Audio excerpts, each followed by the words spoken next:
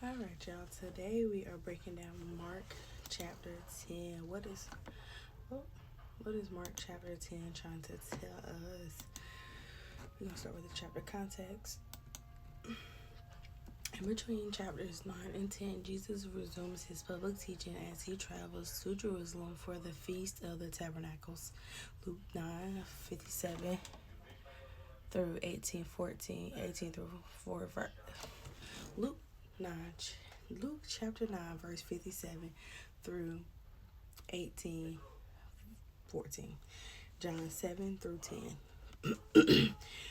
We meet him here across the Jordan of Perea and follow as he makes his way again to Jericho. The chapter surrounds a third prophecy of Jesus' death, Mark 10:23-34, which lessons on his value for those others often dismiss, women, Mark 10:1-12. Y'all, my eczema is tearing me up right now.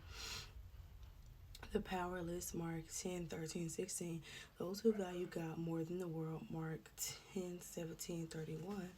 Servant heart leaders, Mark 10:35-45. And those with bold faith, Mark 10:46-52. The next is the triumphal entry in the beginning of Passion Week. Alright, let's get into this breakdown, part 1.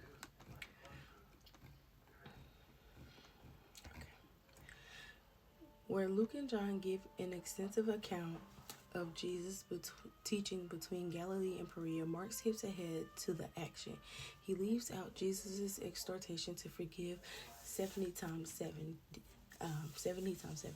Matthew 8:15-35. The Feast of Tabernacle, John 7:11-31.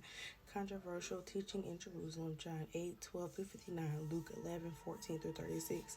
The story of the Good Samaritan, Luke 10:25-37. The death of resurrection of Lazarus, John 11:1-44. And several confrontations with the Pharisees that incited the religious leaders to try to find a way to kill him, John 10:22-39.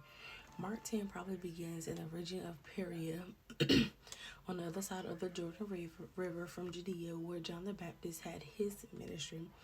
It ends in Jericho on the way to Jerusalem and the cross. The stories revolve around the way in which those with worldly power naturally reject God's